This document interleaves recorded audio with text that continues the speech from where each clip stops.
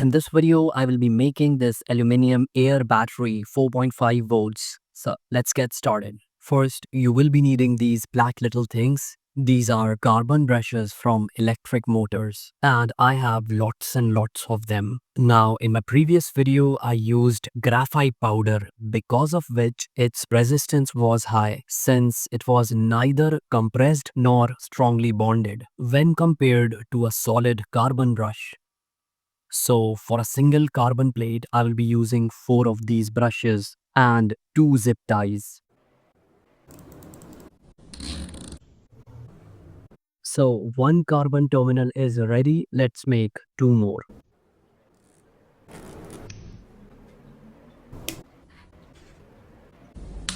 Now, if we check the resistance of these carbon plates, 7.5, 8.3, 8.5. So you can see that it is very low this time. Remember that graphite leaves black mark if you touch it. So wear your gloves if you want. This what you see is a 3D printed case for the air battery that I'm making. So starting with the carbon plates, which will go in as shown. You see there are small compartments and in total 3 cells. So now comes the aluminum plates and I need 3 of them.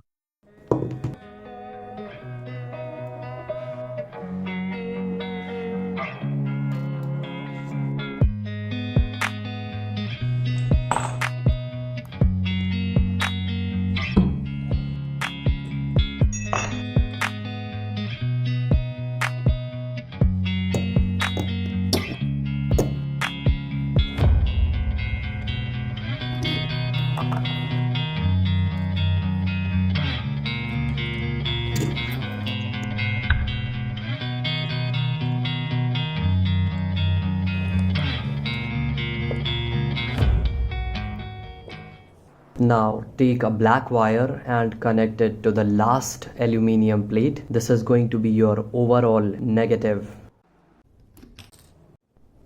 Next, take a red wire and connect it to the last graphite or carbon plate. This is going to be your overall positive. After making the connections, don't forget to do the continuity check to make sure correct operation. After that comes my new LED COB lights, 3 watts, that I've got from DF Robot. Links for them have been provided in the description. You can check them out.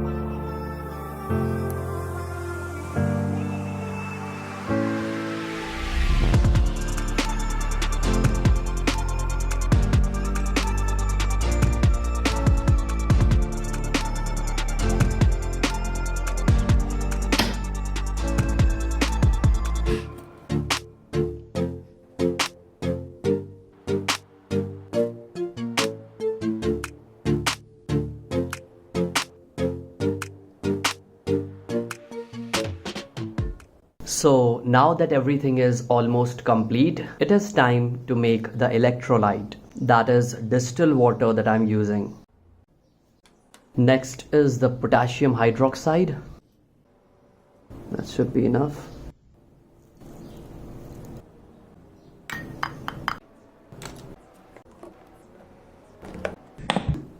Time to connect the multimeter for measuring voltage. Here I'm going to use this red wire, positive. So that's connected. And if I touch it here like this, you see 0 volts. It is time to fill in the electrolyte now.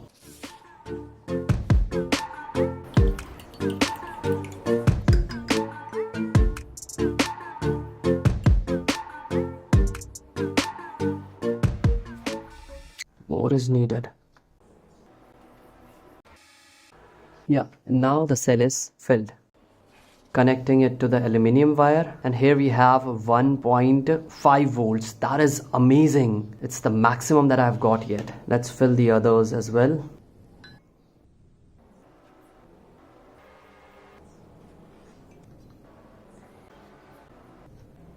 That's done. The last one.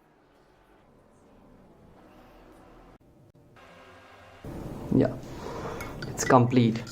There's this great news, guys. I have this new website, www.electrondeals.com. You can see there are so many countries listed for products to buy from Amazon, and if not, then there is Banggood Worldwide. Here you can see similar products are going to be listed in 2 pages, just like the other countries. And if we click on the buy on Amazon link, you are going to be redirected directly to that page of the product from where you can buy. You don't have to go and search for the products. Link will be provided in the description. You can check it out. So coming back to the video. Now measuring the overall voltage, and here we have 4.5 volts for the first time. My new aluminum air battery. It's amazing. 4.5 volts. That is huge, guys. Now I have this COB light that I just prepared. Let's connect it and see if we can light this one up. It has 3 watts. Okay. Wow. Brilliant. Let's turn off the lights. So all the lights are turned off. Turning it on now. Oh, it is beautiful. Amazing how the battery is working. See, so nice. I am so happy with the results.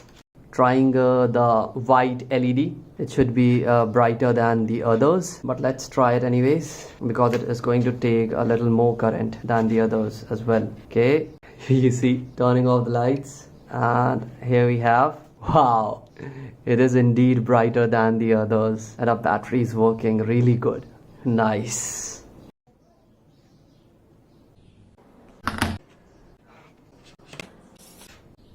I'm not sure the color of this COB light. Let's try it and we will see. It's purple. This one is the dimmest. I don't know why.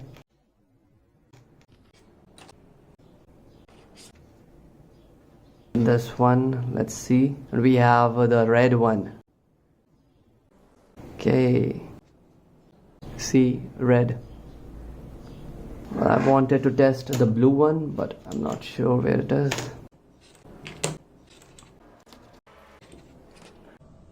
Oh, it is the green. A link for these COB lights has been provided in the description. You can buy it from there. It's beautiful. I think I should turn off the lights again. It's much brighter now. Amazing. My fully working air battery. Very soon I'm going to try the 12 volts air battery, plus eliminating further errors that I might find. It is a progress indeed. So this is the blue one I've been looking for. It's beautiful. That's the battery. The battery is very powerful, although the only drawback is that it is not rechargeable because it's a fuel cell. Aluminium is going to get consumed and you will have to replace the plates. The rest is good. It's beautiful. So this time I'm going to use this comparatively bigger DC motor because my battery is also bigger this time. I should easily run it and go. Wow. It's quite nice. That's a Swiss motor. It's working great. So I would say that aluminum air battery has a great future ahead, and I am not going to stop working on it, planning to build a big enough battery in my coming videos. So you surely have to stay connected if you are interested in this kind of stuff. Now this one is a 24 volts pump motor. It's quite big, but I think that the starting current should be enough to run it. Whoa, as expected it is running very slow because this is 48 volts motor and I'm feeding it with only 4.5 volts. So it is starting, but it's not fast enough. It is running. That in itself is a big deal. Now it is time to measure the short circuit current that this battery is actually producing. Milliamperes. Okay. So here we have 65 milliamperes. That is way too less. I think there is a situation here. Oh, the electrolyte is getting out somehow. I'm not sure how, but it is. Amps are very less. So here I'm going to add potassium hydroxide flakes. 2 flakes.